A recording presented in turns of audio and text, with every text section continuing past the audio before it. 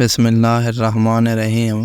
ماہ رمضان برکتوں والا مہینہ ہے، اور اس ماہ رمضان کی عظمت کا اندازہ اس بات سے لگایا جا سکتا ہے کہ قرآن مقدس کا نزول اسی پاک مہینے میں ہوا۔ رمضان کا پہلا عشرہ رحمت، دوسرا عشرہ مغفرت اور تیسرا عشرہ جہنم کی آگ سے نجات کا ہے۔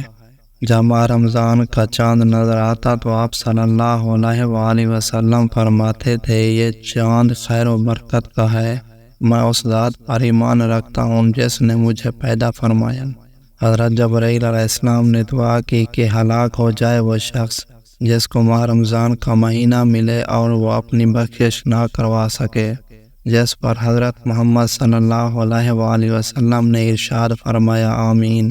حضرت جبرائیل علیہ السلام کی یہ دعا اور اس پر حضرت محمد صلی اللہ علیہ وآلہ وسلم کا آمین کہنا، اس دعا سے ہمیں رمضان کی اہمیت کو سمجھ لینا چاہیے۔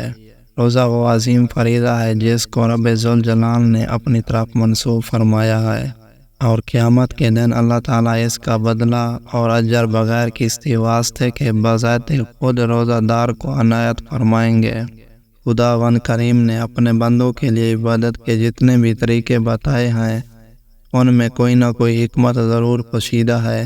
نماز خدا کے وسائل کا ذریعہ ہے، اس میں بندہ اپنے محبوب خدا سے گفتگو کرتا ہے۔ اسی طرح روزہ بھی اللہ تعالیٰ سے لو لگانے کا ایک ذریعہ ہے۔ حدیث مبارک میں آیا ہے کہ ماہ رمضان شہر اللہ، ماہ رمضان اللہ تعالیٰ کا مہینہ ہے۔ جیسے پتہ چلتا ہے کہ اس مبارک مہینے سے رب ذوالجلال کا خصوصی تعلق ہے، جس کی وجہ سے یہ مبارک مہینہ دوسرے مہینوں سے ممتاز اور جدا ہے۔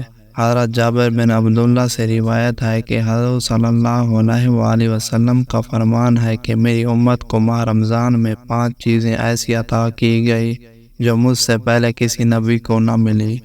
پہلی یہ کہ جب ماہ رمضان کی پہلی رات ہوتی تو اللہ تعالیٰ ان کی طرف رحمت کی نظر فرماتے ہیں، اور جس کی طرف اللہ تعالیٰ نظر رحمت فرمائے اسے کبھی بھی عذاب نہ دے گا۔ دوسری یہ کہ شام کے وقت ان کے منہ کی بو جو بھوک کی وجہ سے ہوتی ہے اللہ تبارک و تعالیٰ کے نزدیک مشک کی خوشبو سے بھی بہتر ہے۔ تیسری یہ کہ فرشتے ہر رات اور دن ان کے لیے مغفرت کی دعا کرتے ہیں۔ چوتھی یہ کہ اللہ تعالیٰ جنت کو حکم دیتے ہوئے ارشاد فرماتا ہے، میری نیک بندوں کے لیے مزین ہو جا، ان قریب و دنیا کے مشقت سے پھر گھر اور کرم میں رحمت پائیں گے۔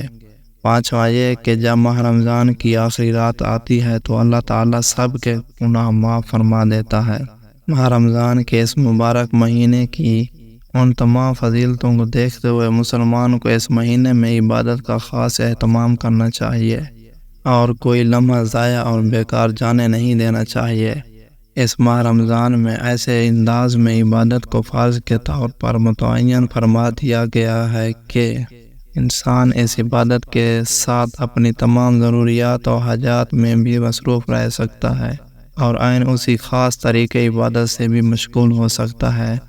ایسی خاص طریقے کی عبادت کو روزہ کہا جاتا ہے، جسے اس ماہ رمضان میں فرض فرما دیا گیا ہے۔ روزہ ایک عجیب عبادت ہے، انسان روزہ رکھ کر اپنے ہر کام کو انجام دے سکتا ہے۔ روزہ رکھ کر سنت و حرفت، تجارت و زیارت، ہر کام بخوبی احسن طریقے سے کر سکتا ہے۔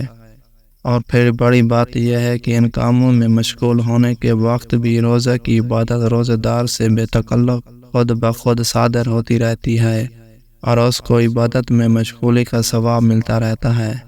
پیارے دوستو، کتنی فضیلت ہے ماہ رمضان میں۔ اللہ پاک ہم سب لوگوں کو ماہ رمضان میں روزہ رکھنے کی توفیق عطا فرمائے، آمین۔